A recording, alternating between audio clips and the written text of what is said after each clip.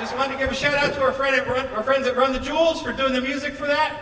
So big round of applause for them.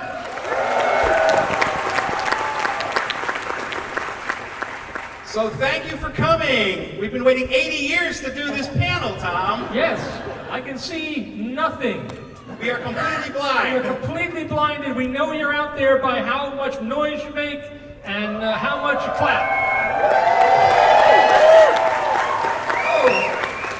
So my name is Cebulski, and I am the editor-in-chief at Marvel Comics. And I'm Brevoort, and I've been hanging around Marvel Comics for about 30 years doing whatever. And we're here today to kind of take you on a little journey through the history of Marvel over the last 80 years. For those of you who are new Marvel fans, for those of you that are dyed-in-the-wool Marvel people, we're hoping that we'll have a couple of stories that will entertain you about the past, that will show you the length and breadth of Marvel's long publishing history, and entertain you and teach you stuff. And then we have a gift for you at the end. A gift? A gift for coming out and spending time with us. Tom and I are old school Marvel fans. I'm sure you guys are too. One of the things we're doing here at D23, we are looking for the biggest Marvel superfans. So during this panel, we might have a couple trick questions. And if there is someone who knows the answer, maybe, there will be a very special additional bonus gift for you if you know the answer to some of our questions. All right? So like we said, we're fans, you're fans, this is a panel for the fans. We really don't consider this a panel, this for us is just a fireside chat.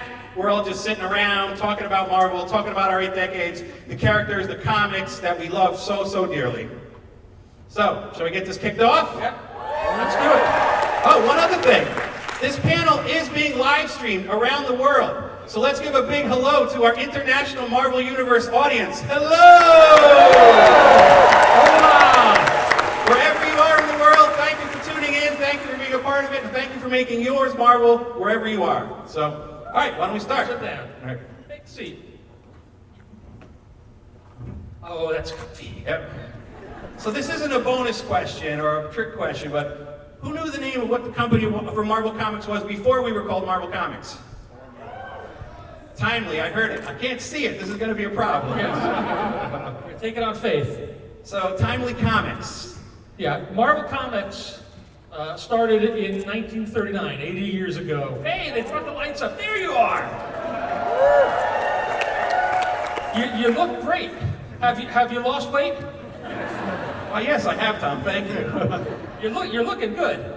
Marvel Comics began in 1939 as Timely Comics. The publisher was Martin Goodman. He had before that run a line of pulp magazines, which were fiction magazines that were all prose, and that were sort of the precursor to comic books. And comic books started taking off in the late 30s. And Martin thought it'd be a good idea to get in on this new medium. And so he did so by launching Marvel Comics #1, which came out on August 31st, 1939. That's this Saturday will be the actual birthday of Marvel Comics. Yes, 80 years this Saturday. So it's listed there on the cover of the comic, everyone can see. There were, in comic book form, there were 5 characters who were introduced in this comic, correct, Tom? Yes. And you want me to list them? Sure, okay. Go ahead. I can read them there too. Okay, well, no, we'll do this. We'll do this together. We'll work together as a team. Yep. We'll do this.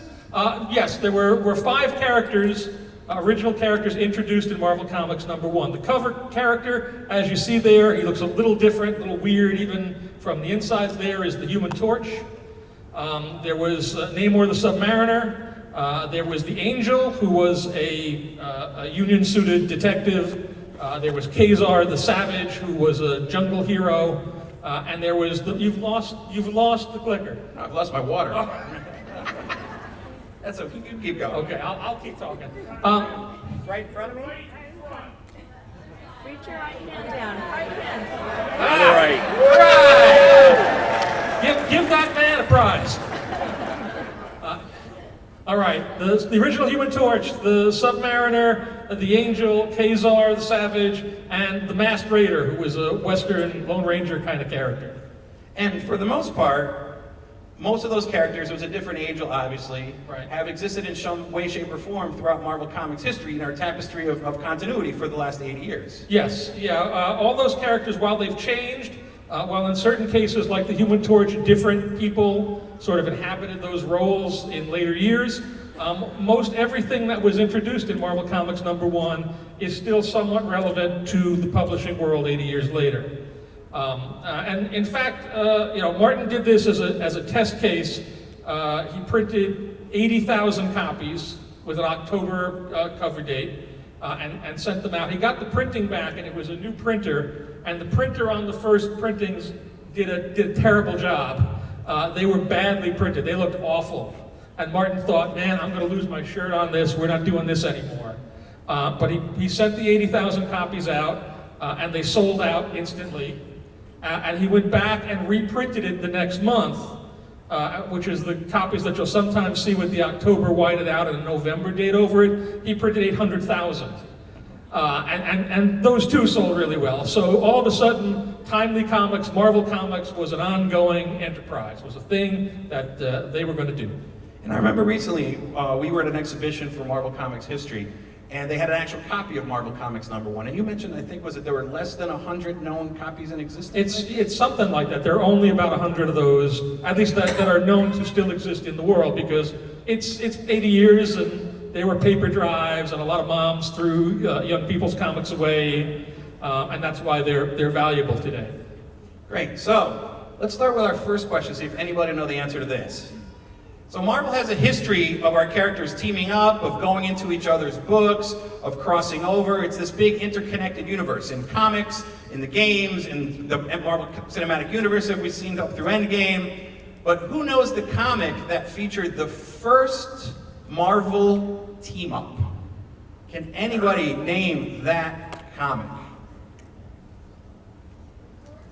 No, Secret Wars comes later. We're going to be talking about that. Good guess, though. A little bit before Secret Wars. Fantastic Four? Spider-Verse, nope. Vaders, no, Vaders is close. It's a good guess. Fantastic Four. Nope. Marvel Team Up. Marvel Team-Up's a good guess, too. All right. Unfortunately, I don't think anyone would really get this. Yeah. Marvel Mystery Comics #9. Yeah, Marvel Mystery Comics #9, they'd only done 9 issues of this comic, and this had an idea that seems like an obvious idea to us today because we've been doing it so long, but up till Marvel Mystery Comics #9, you never got characters from 2 separate series interacting. The original Human Torch was a fire guy, obviously. The original Submariner was a water-based hero and was kind of more of an anti-hero. He came from Atlantis. His people had been wronged by the surface world, and he kind of came to Manhattan on a rampage. And so, as a big story stunt, Carl Burgos, who drew the Human Torch, and Bill Everett, who originated the Submariner, took the 2 characters and put them at odds with one another for 22 pages. And this was a huge sensation.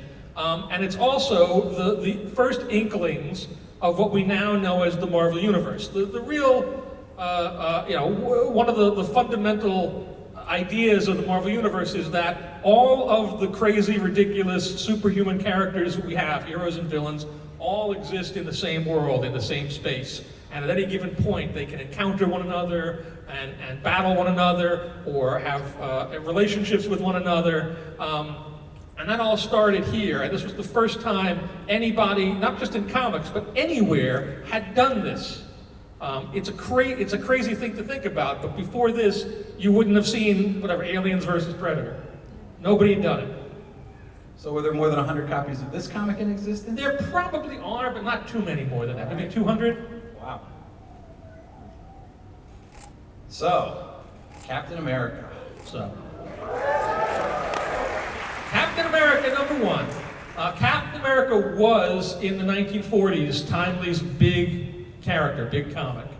The character was created by Joe Simon and the great Jack Kirby, which is a name you'll hear an awful lot over the course of the next hour. This first issue of Captain America was released in December of 1940, and that's noteworthy because at the time it was released, the United States was not yet involved in what would be known as World War II. So this cover of Cap socking Hitler in the jaw, this was a pretty provocative image in December of 1940. This is the equivalent of Captain America today punching the head of state of another nation. So it was very clear where Timely Comics came down in terms of the world situation, and where Captain America sat in terms of what was going on in the world, even though America was not a part of the war effort just yet. And then America eventually entered the war. Cap became kind of a character that the troops could rally around. He was quite symbolic, to the U.S. Armed Forces around the world throughout the conflict. Yeah, and to the rest of the comic book world. Like in 1942, every comic book publisher, large or small, had a Star-Spangled character that was basically Captain America in a different outfit. They had a lot of Major Liberties and Colonel Stars and Stripes, and most of whom are not remembered anymore because really the secret of Captain America was Joe Simon and Jack Kirby. Kirby in particular had a way of illustrating action in a real in-your-face manner. He would design these pages where the figures would just be coming out of the page and be exaggerated in this crazy way that nobody else could quite match. So particularly in a world in which you didn't have television yet and your movies were black and white and so forth, there was nothing that had quite the same kind of impact as an issue of Captain America. And then after the war, Captain America kind of faded in popularity. All the superheroes. The superhero genre kind of faded, but Timely kept on publishing. But there were not many superhero comics. Yeah, throughout the end of the 40s into the 50s and 60s, as superheroes waned, Marvel, which was then largely known as Atlas Comics, developed all sorts of other genres. You see here there were humor comics and sort of science fiction monster comics and Western comics, war comics. And a number of these characters, surprisingly, have gone on to have a life much like the characters from Marvel Comics #1. Certainly everybody here, I'm sure, knows who Groot is. I am Groot. And they just announced at the Marvel Studios panel that the Black Knight is going to be a part of the Eternals film, and he stems from this period. Yep. See, we've also got Patsy Walker there, who was in the Jessica Jones series. Venus is in Agents of Atlas. So a lot of these characters, even though they weren't superhero comics, remained popular or were brought back to be a part of the continuing Marvel Universe to this day. Yeah, it's one of the beautiful things about the Marvel Universe is that we use the whole buffalo, and that even a thing that we come out with and we try and it doesn't quite click at that moment. There may be another moment years later where that idea, with a little twist or a little reimagining, becomes a huge success, and we'll get to some more of that as we go.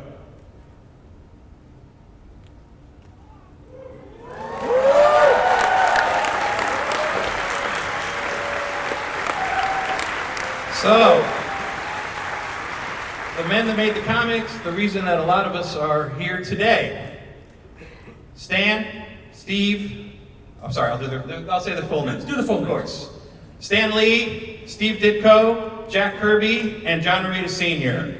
The pillars of what became to be known as the Marvel Age, the superhero age.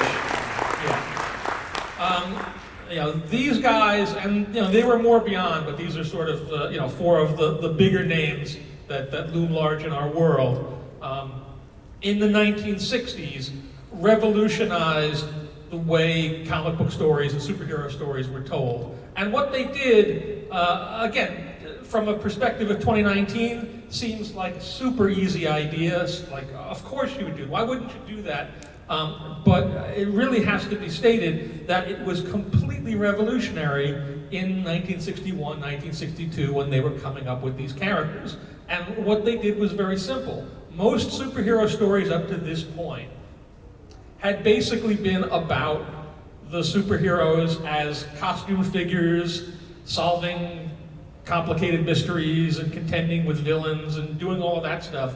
But there wasn't a lot of depth to any of the characters. They were so interchangeable that, it used to be said that if you put all of the Justice League in an airplane and had the balloons with tails going to the airplane, not only couldn't you tell who was talking, it really didn't matter who was talking.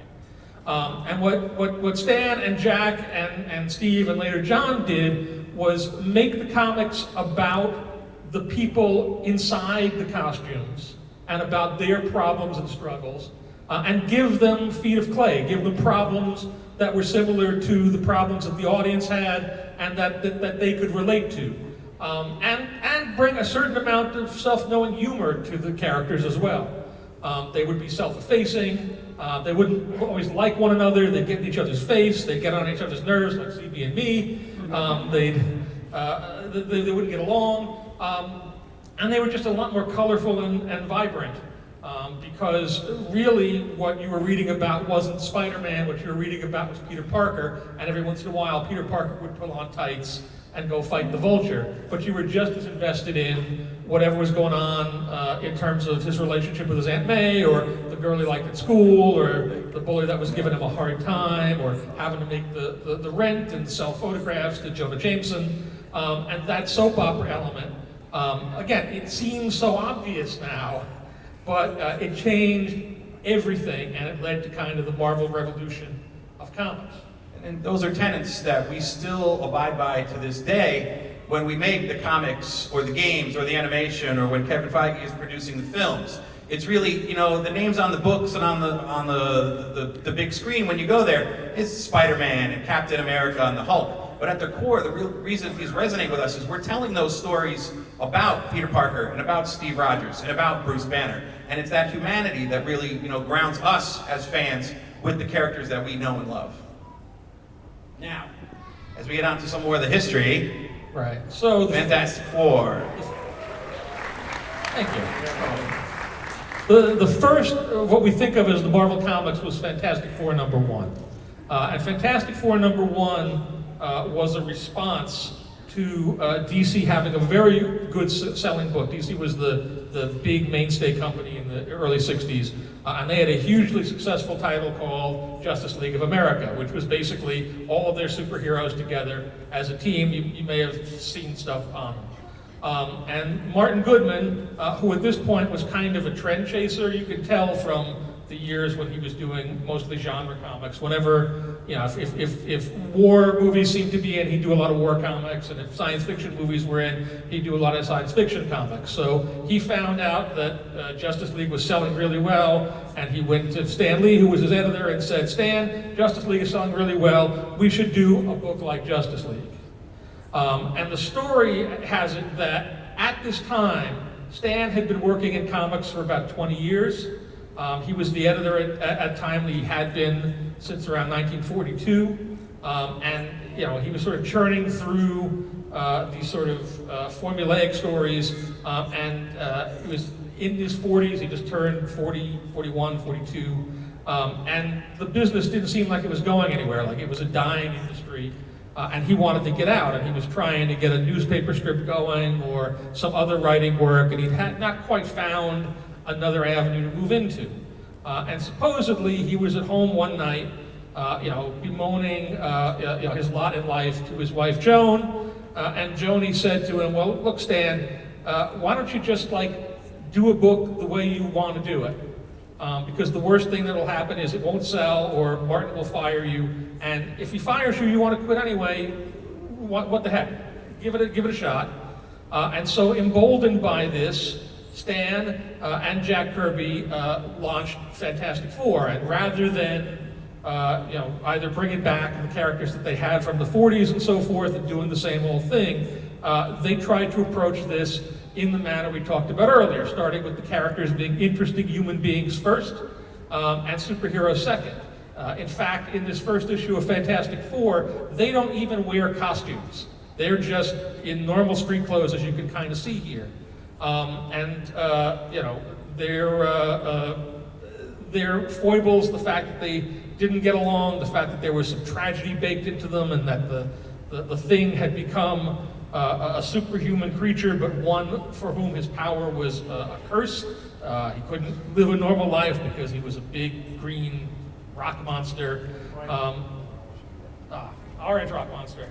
Give that man a comic. Smarter than I am. No prize. No prize. No prize. You know, these were all things that were suddenly very exciting to people, and the fact that the stories began to start to connect issue by issue. And this is such an iconic cover that most of us know, you know, for most of our lives as Marvel fans.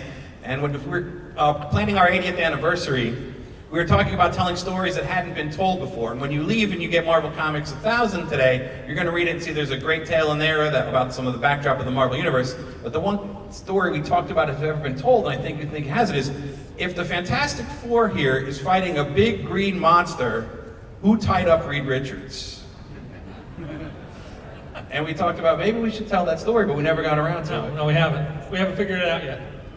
And then Fantastic Four came out, was a hit. Yep. Stan and Jack had a hit on their hands. So Mark said, make more, correct? Yes, yes. And so this guy that we are legally prevented from mentioning, Spider-Man. Spider-Man came about in 1962. His birth was a little bit difficult. There's a whole bunch of different stories about how Spider-Man came to be. But you know, what we can sort of settle on for certain is this. Stan Lee and Steve Ditko created the version of Spider-Man that we know from Amazing Fantasy number 15.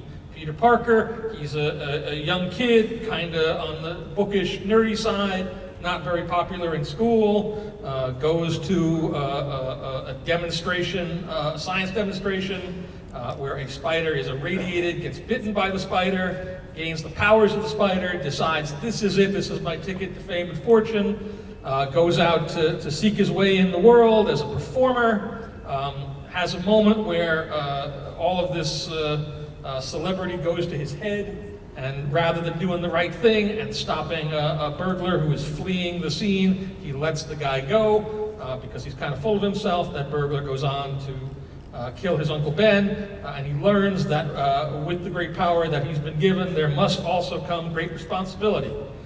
Spider-Man debuted in Amazing Fantasy 15. He was intended to be the regular feature in Amazing Fantasy, but they canceled the book. And they canceled the book based on the sales of the previous 14 issues. And then 6 months later, they got sales figures in on Amazing Fantasy 15, and the sales took a huge jump up, and Martin went, hey, why don't you bring back that Spider-Man character, and let's give him a book.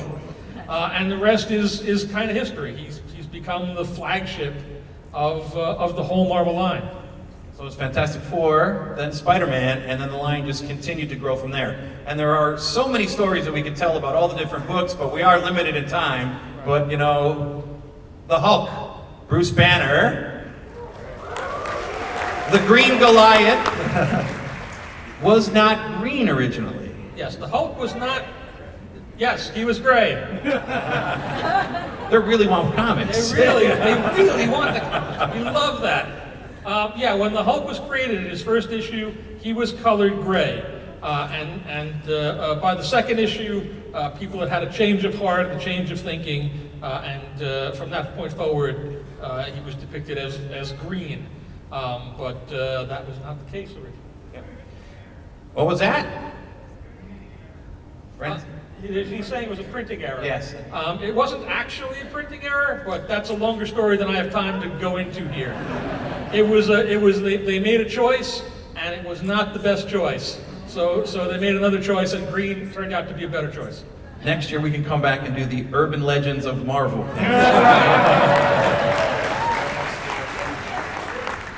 So, Stan and Jack and Steve and John and Wally and Joe and all the guys who came in started building what we know as the Marvel Universe. And one of the terms that Stan coined for that was that Marvel was the world outside your window. You want to explain a little bit about it, or? Yeah, because, Marvel Comics is the real world. Unlike a lot of other comic book companies at that time that created these fictional worlds with these, superheroes that really weren't all that relatable, Stan really wanted to make sure that not only were the characters themselves relatable through their heart and their humanity and their humor, but also that these surroundings, that the places that these characters lived were real places, and that the events that happened in the books were a reflection of those periods of time. So Marvel Comics, to this day, are really, on the cutting edge of reflecting what's going on in the world. They're still escapism, but, they're relatable in that way as well. And so, as Stan sat in his office in New York and wrote these stories, and the artists were in their offices and cubicles drawing them, they always kept in mind that if they wanted to look like you could look out your window no matter where you were in the world, and you could see Spider-Man swinging by, or you could see Iron Man flying overhead, or you could see this thunder god from Asgard kind of battling a dragon over the Atlantic Ocean. So yeah, it's one of the common stories that a lot of Marvel fans and people have gone on to be creators talk about. The first time they come to Manhattan, to New York City, and come to the Marvel offices, they walk down the street and they kind of look up and look around, kind of hoping to catch a glimpse of Spider-Man swinging around in between the buildings. And this was really Stan just writing what he knew. Most other comic book superheroes lived in places like Metropolis or Gotham City, these made-up fictional cities. And Stan figured it was just easier to write about the place he knew. He lived in Manhattan, so most of the superheroes lived in and around New York City. And that somehow gave everything a greater sense of realism to it. Now, when these guys were creating comics, they were using something mostly called the Marvel method, which was Stan was writing, probably just peak, how many comics? 10 to 12 comics a month? Yeah, something like that. So Stan would write out quick plots, either a couple paragraphs on a page, or sometimes, as the legend tells it, he would just verbally dictate stories to Jack Kirby or John Romita, and they would go away and they would draw the 20, 22, 24-page stories, and they would come back with the art, and after that, Stan would go in and actually dialogue it based on some of their suggestions. Yeah, so in point of fact, it was a much more collaborative system than anybody else was using. And the artists were really co-creators on all of these series. That a lot of the page-to-page plotting that was going on in the Marvel books was due to Jack Kirby and Steve Ditko and John Romita and the other folks that were involved here. But what that also meant was the Marvel comics were a lot more visual. They were a lot more exciting because the artists would draw stuff they wanted to draw and make those pages and make those scenes just more electrifying and more visual than other comics that were very rigidly set to panel one, this happens, and this is the caption, and this is the balloon, and so forth. It was a sort of weird, cockeyed way of going about making the books, but it really worked out for the better for those creators. Yep. Another big part of the world outside your window was Stan wanted a lot of the Marvel characters, be they heroes, villains, background characters, love interests, to reflect the world outside your window. So he wanted anybody to be able to pick up a comic and find a character they can relate to. So Stan was one of the creators, along with the co-creators on the books, were big on introducing diversity into the books and the characters. Which is going to bring us to one of our secret questions. So I'm sure some people have seen this online. That is the original Jack Kirby design for the Black Panther, if I'm not mistaken, correct? That is correct. Now, for a free comic, if anyone can get it, before he was called the Black Panther, before they changed his name to the Black Panther, he was called something else. Somebody got it over here. Yeah, right over there. I heard her say it first. I'm sorry. Cold Tiger. Exactly. Yes, it's on the screen. It's on the screen, but she read it first. He made it easy.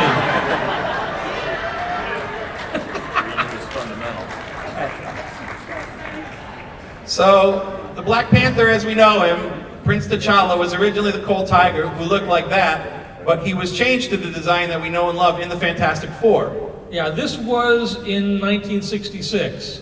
Having a black superhero in 1966 was a fairly revolutionary thing. Again, it's kind of impossible to really think about that these days, but it was true. And in fact, there was such concern about the introduction of this and what this might do to the sales of this issue of Fantastic Four, in southern states or whatnot, that this is the whole reason that the Panther's costume was changed and he got the full cat face mask, is so that on that first appearance cover, he looks cool, but you can't tell what his ethnicity is.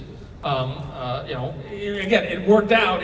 He looks great. It was a great moment. But there's a little underbelly to it that's not as wonderful. Yeah.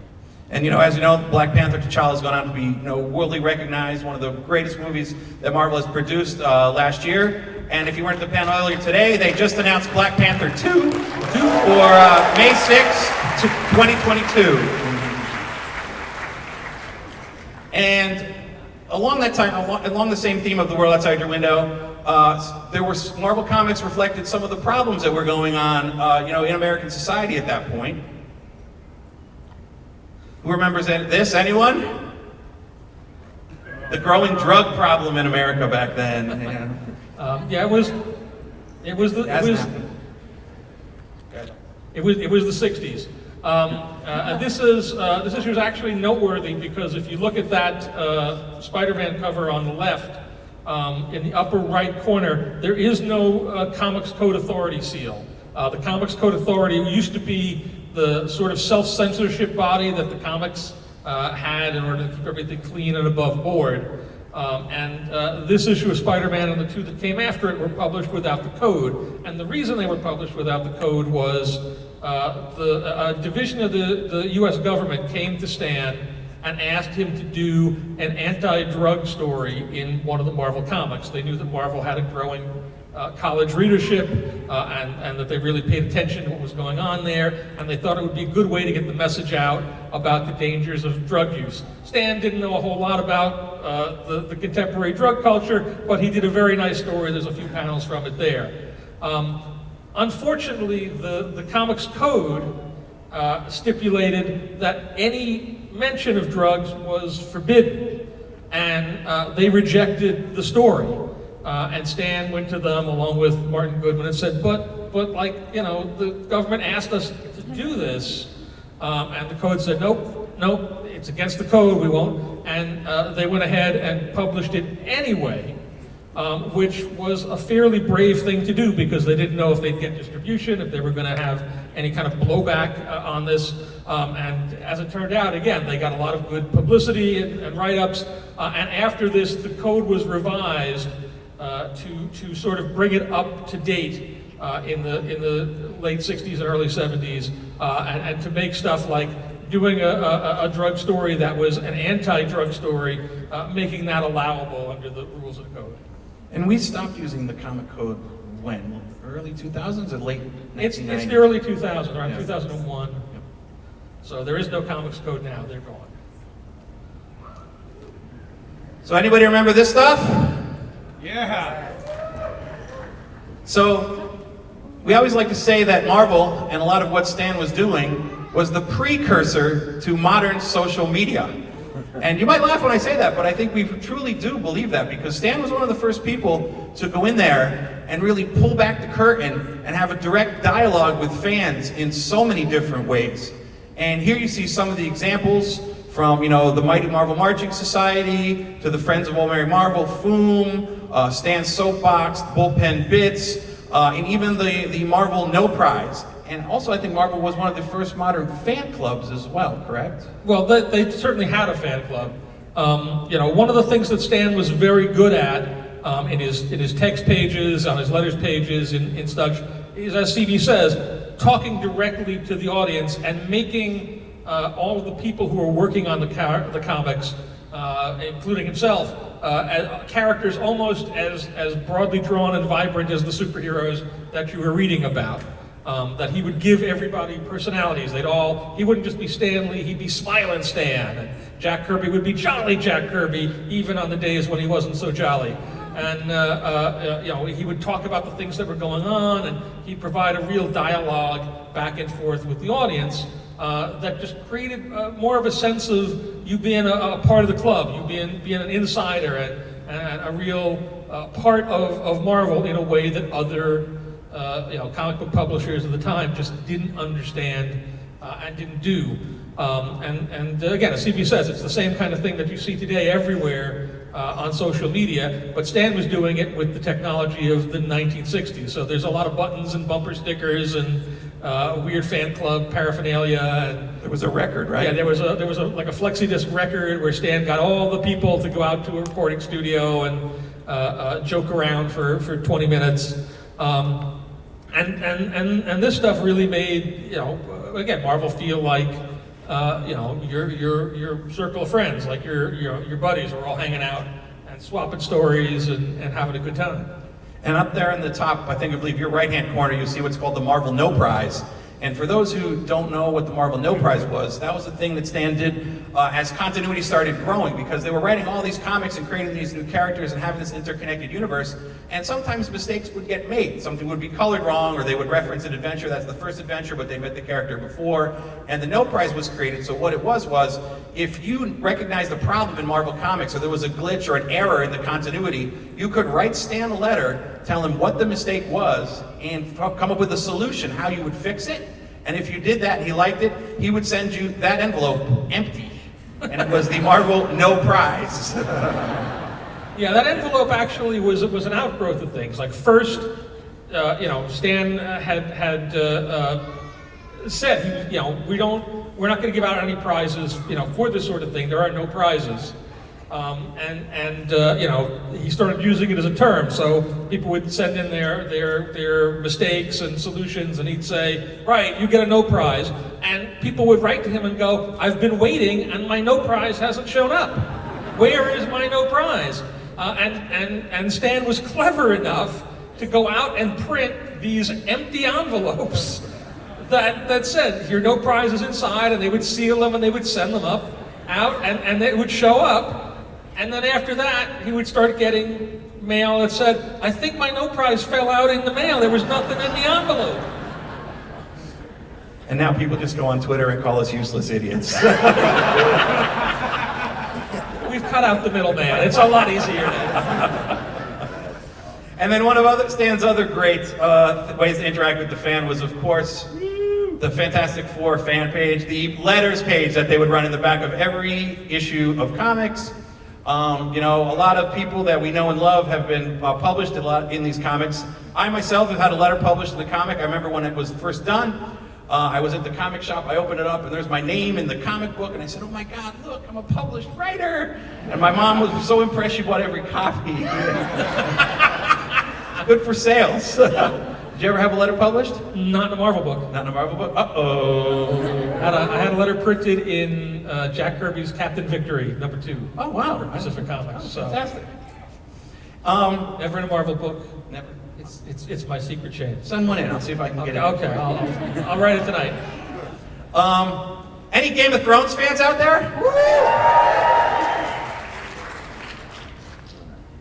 George R.R. Martin, his actual first published work was in a Marvel comic as a fan. And you were telling me earlier that George R.R. Martin was also the first person in line who bought the first ticket to the first ever comic convention. Yeah, in 1965 in New York. Yep. He was attendee #1 at New York Comic Con. At the first New York Comic Con. So it's always fun too when you go back and you read your old comics. Look through the letters pages, because there are a lot of famous people who are writing now in comics or film or television or movies who have written letters to Marvel in the past. And they all are embarrassed if you bring it up to them. Yes. So it's a great thing to have in your back pocket. Hence, I didn't mention the issue that my my letter was written in. You mean G.I. Joe number 19. I was going to let you off, but all right. We'll get to G.I. Joe later. So, everybody know all these characters, right? The X-Men, the Incredible Hulk, Thor and Tales to Astonish, Ant-Man, huge successes, right? Went on, started strong, kept on going? No. No. Canceled, canceled, canceled. Yeah, well, again, as I was saying earlier, one of the kind of great things about Marvel is that even the failures get to be successes if you wait long enough. And all three of these characters that have now gone on to be enormously popular and enormously well known were all, when they first started, failures. X-Men launched in 1963, ran for 66 issues, and was canceled. It just wasn't the time for it. Well, it had a good idea in it, they just didn't express it right or whatever. Incredible Hulk lasted for 6 issues. There were only 6 issues of the Hulk canceled, done. And it was only the Avengers that brought him back into the fold, and then he became a huge character as a result of that. Ant-Man was a character that, boy, they tried really hard with for about 5 or 6 years. Every few issues, they'd adjust the formula a little bit. They introduced the Wasp, hoping that maybe Ant-Man and the Wasp together will be a thing, and that wasn't working. And they decided, well, what if we flip him and we'll make him a big guy? We'll make him Giant Man, and we'll change his costume, and none of that worked. Canceled, went away. If you talk to anybody in like 1966 and said, there are going to be 2 enormous Ant-Man movies, they would have had you committed instantly. And I'd have been right there with them. It's amazing. But as Tom said, sometimes you have to fall down before you can get back up. Failures sometimes become the greatest of successes, as was the case with the X-Men. Yeah, the all-new X-Men, who are the much more well-known these days and recognizable X-Men, were launched in 1975. X-Men had been gone for about half a decade at that point. And the way this version of X-Men came about was Marvel's president at the time was a guy named Al Landau, and Al Landau had gotten into the business by selling, agenting the rights to reprint Marvel Comics overseas in different territories. That's where he had made his money. So when he came in as Marvel's president, he suggested we should do a comic that has characters from all of these other countries in it, and I bet we could sell a lot of copies in all of those places. And so they decided to bring the X-Men back and to make them an international team. But unfortunately, the communication was a little bad because the specific characters and the specific nations that they came from weren't, in almost any case, the places where we were selling our comics overseas.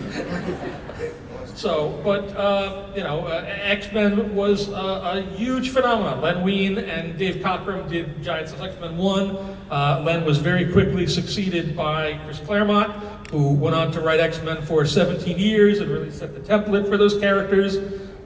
Dave was followed up by a number of great illustrators, John Byrne and Paul Smith and John Romita Jr. And X-Men was the most popular franchise in comics for about 25, 30 years. Yep.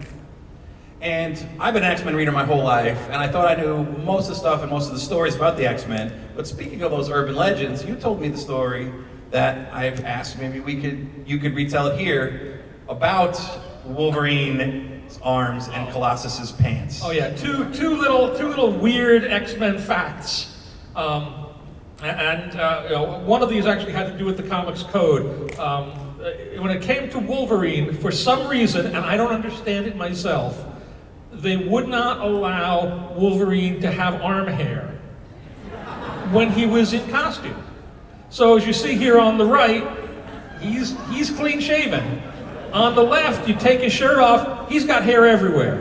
But he puts the shirt on, clean. Mutant healing factor. Mutant healing factor. Growing factor. Sort of the same kind of thing, but this was not a comics code thing. This was just, what a weird sort of way of thinking about stuff. Colossus, when he would go from his human form to his armored form, he would lose his pants leggings. That they would be blue leggings, and then he would armor up, and suddenly you would see the metal there. Somehow those bits of the pants would fall down or suck back into the shorts or something in some weird way.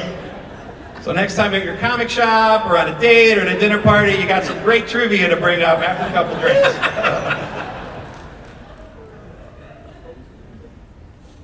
Now, moving on, other kind of controversial things that were happening in comics at the time, kind of other firsts.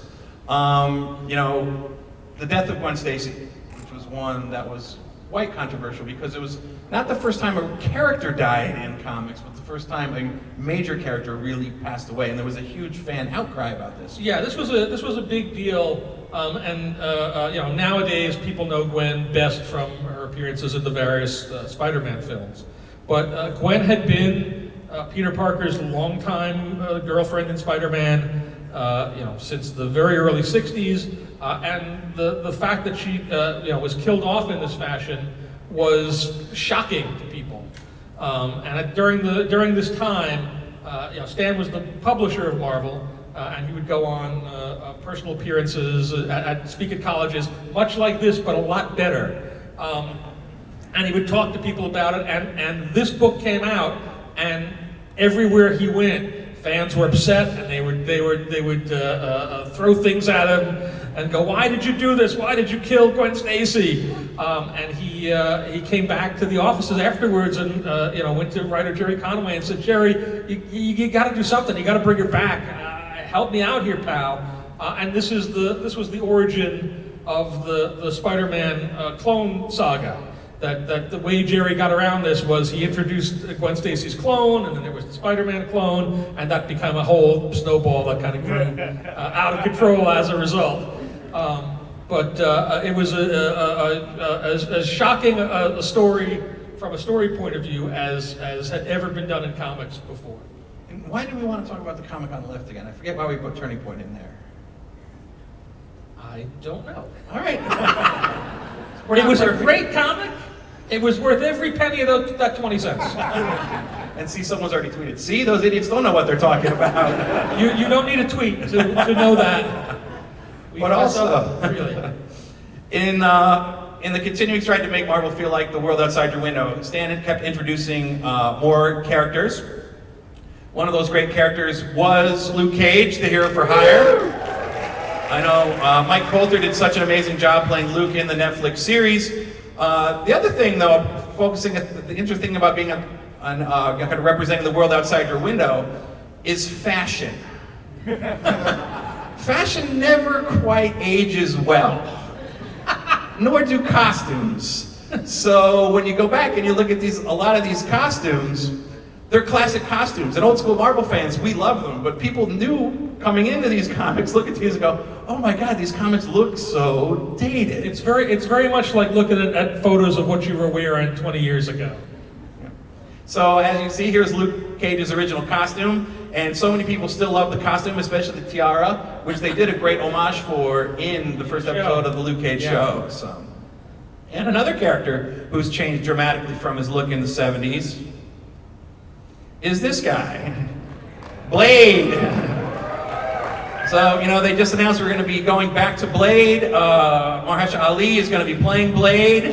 And, you know, the Wesley Snipes movie was so fantastic, but Blade had a completely different look in that book versus how people knew and loved Blade from when he was introduced. I'm hoping he looks like this from now on. This is what I want from my Blade right here. Green jacket, you know, the wooden stakes in the bandolier, that's it.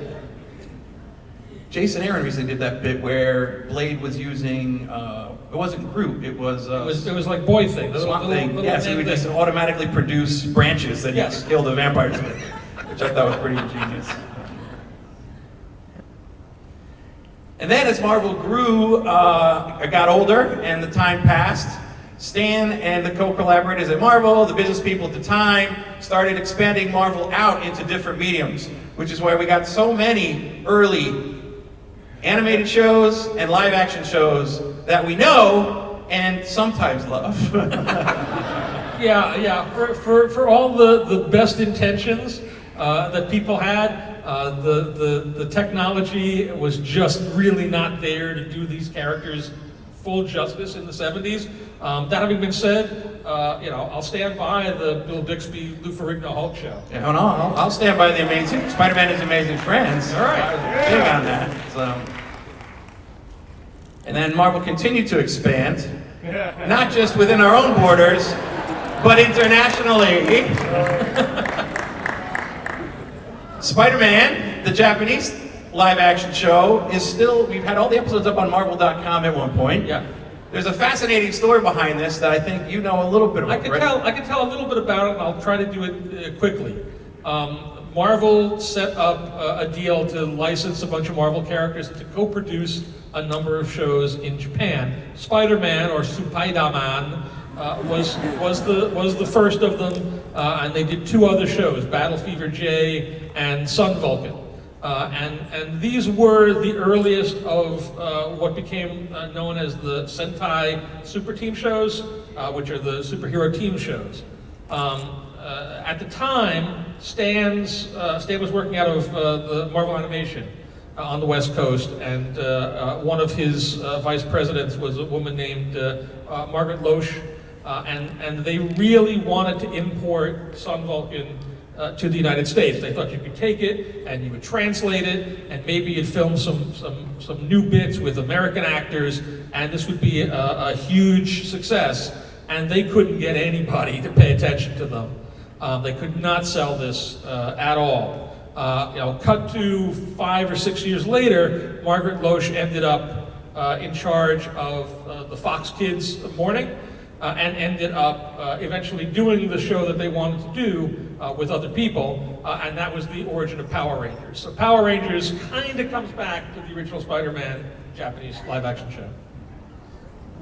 How many people knew that? A couple did, great. So, someone earlier mentioned Secret Wars.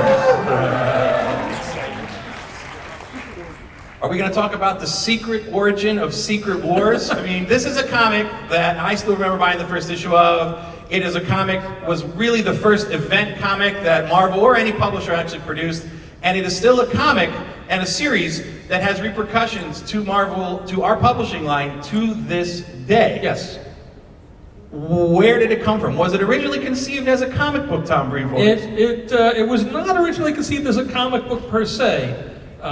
We had cut a deal to do a line of Marvel superheroes toys, and the toy company was wanting a comic book to tie in to their toy launch that would promote the thing that they were doing. And Jim Shooter and Mike Zeck took that on and did Secret Wars. And Secret Wars became a huge game changer in the world of comics. It was the first comic book series that took all the characters and put them in one big, massive, crazy story, kind of like the Avengers Endgame of its day. But it all came back originally from a desire to sell and promote this line of toys. And it's interesting because while this did start as a toy line, it went on to become one of the most iconic comic book series. And it reflects one of the sayings that Stan used to have is great characters and great creators equals great comics. So it might not care where the idea comes from, if it's to sell toys or to create a TV show, but the right creators coming onto a book with the right, with the passion for it to tell the right story can really can create a fantastic Marvel comic with what they have. Yeah.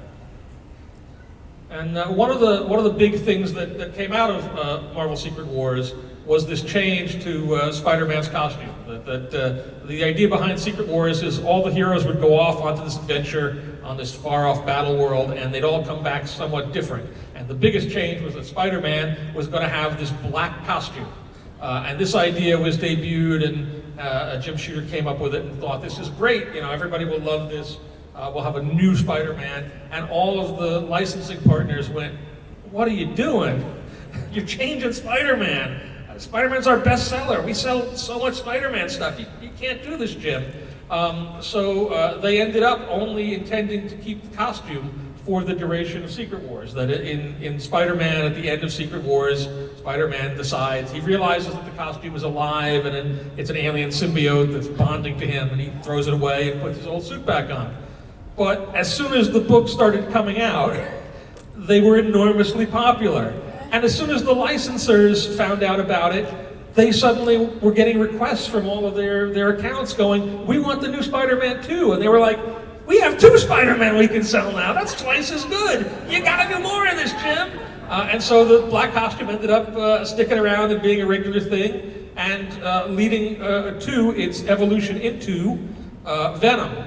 The big Spider-Man villain of the late 90s, late 80s, and all through the 90s and 2000s. Exactly.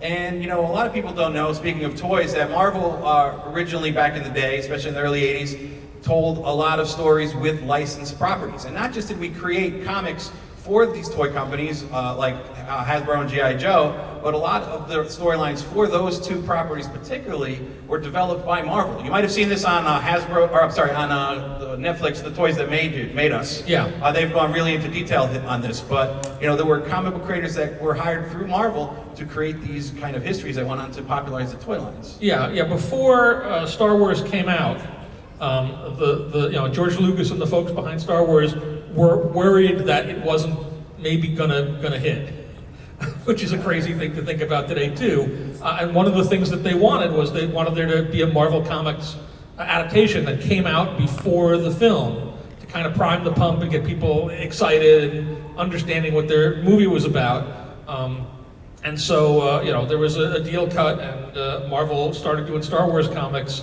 And the first 2 or 3 issues came out before the film even opened. And these turned out to be the most successful comics Marvel ever published in the 70s. They went through multiple printings, they were reissued as treasury editions and digests and paperback books, and literally Star Wars as a comic saved Marvel at a time when not a lot of comics were selling very well. The sales of just those Star Wars movie comics brought enough money to keep Marvel going.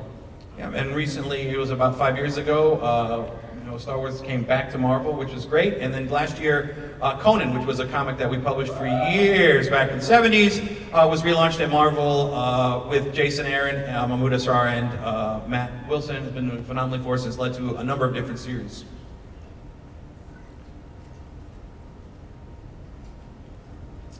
So, Marvel in the 90s is where we saw some phenomenal growth. So many of the creators today who came onto books and really made an impact with their styles and coming onto characters, changing the storylines and creating new characters. For example, you want to tell the story about how kind of the progression of some of this stuff went, Tom? Yeah. This is Spider-Man #1, which at the time was the best-selling Marvel comic ever done. It was written and drawn by Todd McFarlane, who many people know and love today from Spawn and from his toy lines and all the other stuff he's done. He was a hugely successful creator on Spider-Man, and so at a certain point they gave him his own Spider-Man book to write and draw, and he did issue 1. They released it. We sold 2.5 million copies. The editor-in-chief at that time was a man named Tom DeFalco, and at the end of the year, Tom went to the bosses at Marvel to get his publishing plan, marching orders for the next year, and they said, "You did great, Tom. Now do it again, but more." And Tom came back to the editorial offices and went, "We're boned. There's nothing we can do that's going to be as big as Spider-Man #1. Maybe if we do an X-Men #1, and we turn New Mutants into X-Force #1, this hot new team with this young creator Rob Liefeld. Maybe between the two of them, we'll be able to meet the sales of Spider-Man #1." And so they went ahead with this, and then X-Force #1 sold 5 million copies. Rob, are you here by any chance? I think Rob was here somewhere earlier, but Rob is here at D23, and we can't thank him enough. X-Force, which eventually later went on to introduce Deadpool, was a huge success for us. Then, right after that, was Jim Lee and Chris Claremont launched X-Men. And that sold 8.2 million copies. I think this still remains the Guinness Book of World Records. It is the best-selling English language comic. It is the best-selling English language single issue. And so at the end of that year, Tom DeFalco went to the Marvel higher-ups for his publishing plan needs, and they said, "Good job, Tom. Now do it again, but more."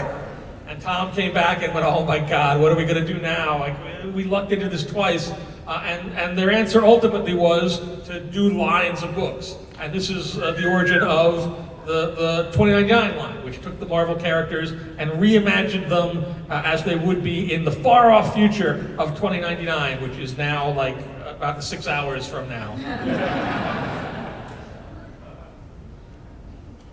And Carnage was another character. Yeah, another unexpected success. As Venom became more popular, as a villain. He was a villain, but he was kind of an anti-hero villain. He had kind of a good side to him. All he really wanted to do was kill Spider-Man, but besides that, he was all right. And as he became more popular and he headlined a book of his own, the decision was made, like, we kind of want to get back to a villainous version of a symbiote character, and so Venom's symbiote dropped a Spawn, and that Spawn became Carnage, the even worse version of Venom, and Carnage 2 became a wildly popular character. And an antagonist for both Venom and Spidey. Yeah, and this month we just launched Absolute Carnage, where the character still remains super popular. New series written by Donny Cates with Ryan Stegman. Yeah.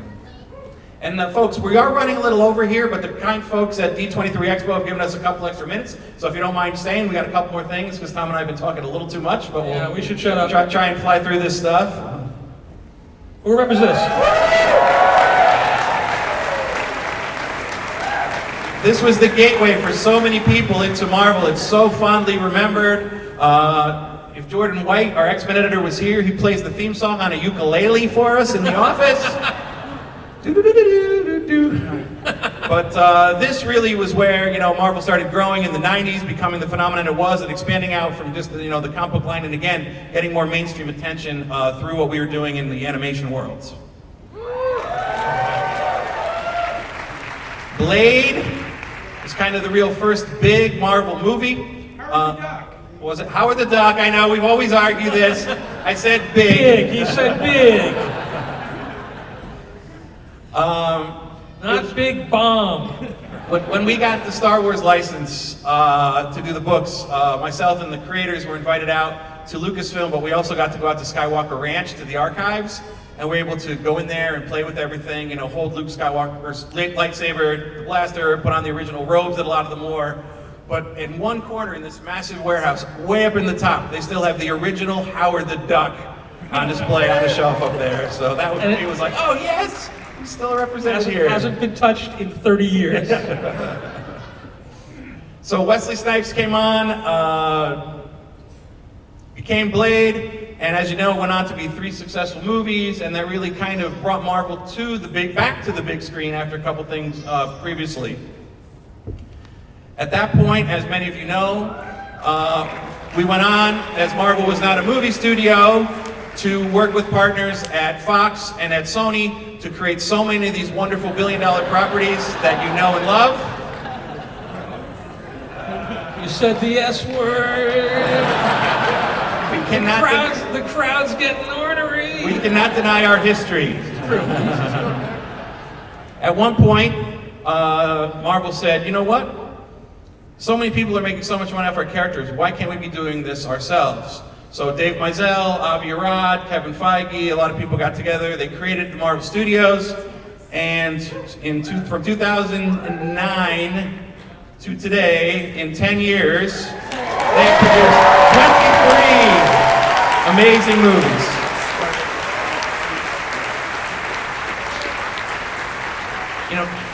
Kevin was such a genius in what he's done, in that he's taken the interconnected tapestry, the shared universe theory, and brought that to film, which again, we really had not seen before as it crossed over movies. And it's a testament to what Kevin and his team have done, in that we also haven't seen it since he started doing this. That, you read any of the trades or all the talk about movies, and everybody talks about the interconnected universe that they're going to have, and because they don't build it from the ground up in the way that the Marvel Studios team did, starting small with Iron Man and Hulk and Iron Man 2, Thor, Captain America, to eventually get to Avengers. Those things have not worked out for anybody else. So it really is a staggering a run of phenomenally successful movies.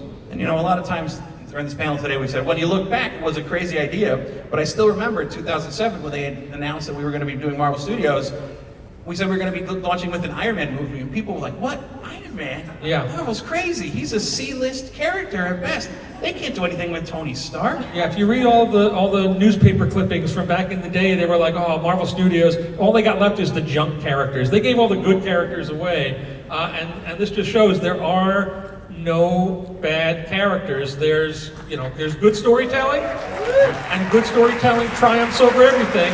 You can take characters that failed in the 60s and make them enormously successful in the modern day if you have the right story and the right creators and the right talent. You know, Marvel's just the context that's the lens through which these stories are told. And the other great part about what the Marvel Cinematic does is it brings so many different genres. They're not just superhero movies. They're superheroes starring in genre movies. You look at Guardians of the Galaxy, it's sci-fi. You know, Ant-Man's almost a heist movie, a romantic comedy. Captain America, Winter Soldier is really a spy thriller. You know, and the list goes on and on and on. And it's that music, that magic that's going to keep this going. They are superheroes that live in this movie, but they are not just movies solely about superheroes.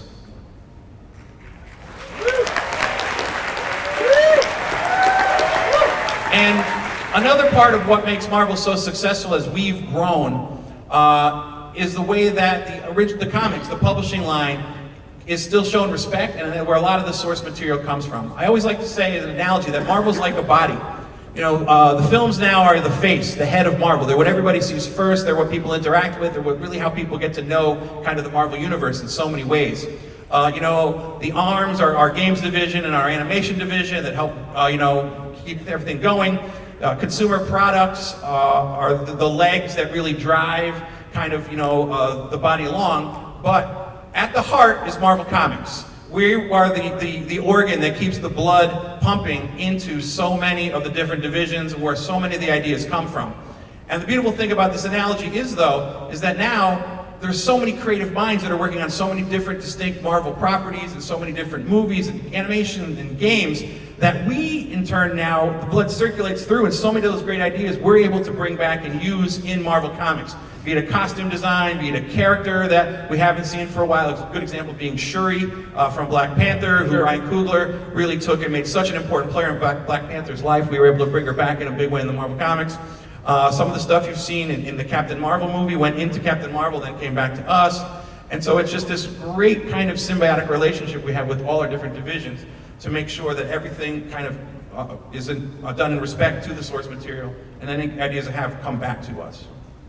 For example, Runaways is a good one. Everyone likes the Runaways TV show. This is the one I love. This was the original promo image that Adrian Alfona did for Runaways when he created the series. And Josh Schwartz, who was the showrunner for the Runaways TV show, was such a fan that he remembered this promo image was only once used on a trade and turned it into pretty much the promo poster for the movie, which was a great honor for us. Another example, Infinity Gauntlet. You guys don't remember this, right? What did it become? Infinity War, and eventually Endgame, which took the Marvel Universe into such a different direction, but was just such an amazing movie to tie up all those years of Marvel cinematic storytelling. Also, Miles Morales, the Ultimate Spider-Man, introduced by Brian Bendis and Sarah Pichelli, went on to become Into the Spider-Verse. What an amazing movie. And then Contest of Champions. Who remembers the Contest of Champions? Contest of Champions was another major crossover book done back in the day, and still to this day is one of our most successful game franchises. Yeah. And then Marvel doesn't extend just to stories that are being told here in the States. The franchises have now expanded internationally, where we're doing authentic original characters and comics and animated series done abroad. For example, here we have The Future Avengers, which is a popular anime series in Japan. We launched Arrow and Swordmaster, two Chinese characters, last year with our partners at NetEase that have recently come out here in the States in English. And then a lot of people don't remember, but Spider-Man India was a story done by some Indian teams back in the day, which was done and translated into so many different dialects in India over the years. And this is just the the small example of some of the stuff that we have done and will be continue to doing as Marvel grows internationally with local creators telling authentic stories about Marvel characters in their countries and cultures. And that is all reflected here as well. As Marvel, grows, and again with the tenet of the world outside your window, we are very big on, diversity and introducing characters that are going to appeal to readers of all ages. So recently, Riri Williams took on the role of Ironheart, Of course, Miles Morales, Spider-Man, and then Kamala Khan, Ms. Marvel. Again, recently announced yesterday as a Disney Plus TV show, one of the biggest successes that we have had at Marvel, both domestically and internationally, across many medium here at Marvel. And now, we're an hour over. We're an hour over? No, we're a little bit over. Holy smokes. No. But one of the reasons we're here is to talk about Marvel Comics 1000. This is the way that the major book that we have chosen to take and celebrate our 80th anniversary. You will all be getting a special copy when you do leave today. For those that don't know, it's very close to the 10-year anniversary of when Marvel became part of the Disney family. And we've been very cautious through these last 10 years where to mix the characters. And Mickey has never appeared with the Marvel characters in any place before. But the kind folks at Disney and the people here at the D23 Expo worked with us at Marvel to create a special collectible you can only get at this panel. A beautiful cover by Alberto Ramos that shows Mickey finally interacting with the Marvel heroes. And the mainstream, the regular edition of the book comes out on Wednesday, so you're actually getting it a few days early. So please don't spoil it for everybody. Yeah, you know how the Russo brothers said no spoilers, Thanos demands no spoilers? Brevoort demands no spoilers on Marvel Comics 1000. So Tom, why don't you tell us, this was your baby, wonderful cover there by Alex Ross. Could you give us a quick rundown about what the fans here can find when they open the cover of Marvel Comics 1000? Very simply, Marvel Comics 1000, it's an 80-plus page story book in which each page is a single story featuring some character throughout the Marvel Universe, throughout Marvel history. Each page relates to one of the publishing years of Marvel. It tells a sweeping story that introduces a new Marvel hero that has ties back to the earliest days of Marvel, that kind of represents the whole of the Marvel Universe, and that has contributions, as it says here, from 80 different creative teams that span Marvel's history, past, present, future, and also folks that have never done work for Marvel before, but are so huge Marvel fans and who have a love for our characters and have established themselves in other fields that have contributed here for the first time.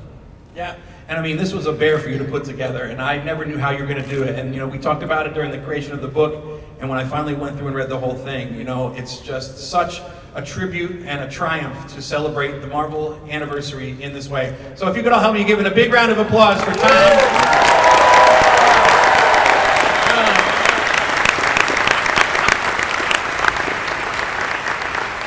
There are just so many characters, past, present, and future, who are going to appear in here, you know, from, you know, I don't want to spoil too much, from characters in the past, but if you're fans of America, or Kamala Khan, or Spider-Man, or She-Hulk, or the Black Knight, you know, everybody's going to show up in this book in some way, shape, or form at some point. And the one thing I would recommend is, this comic you are going to want to read twice, because you're going to read it through, and you're going to get to the end, you're going to go, oh, I get it now, and then you're going to want to instantly go back to page 1 and read it all again, because it is such an enjoyable comic. So when you leave today, this is the cover that you will be getting.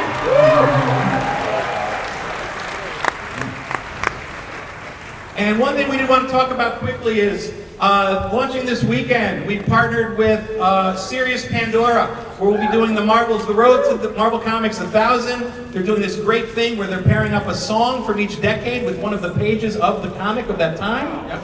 They'll have, there's a whole thing, a whole program has been devised there where tracks have been pulled from a wide variety of musicians going back to 1939 that reflect to the book, so it kind of adds a multimedia experience to reading the thing. If you tune into Sirius FM on this particular playlist and follow through. Oh, was I supposed to show that slide? Well, I think it's too late now. Alright. Yes!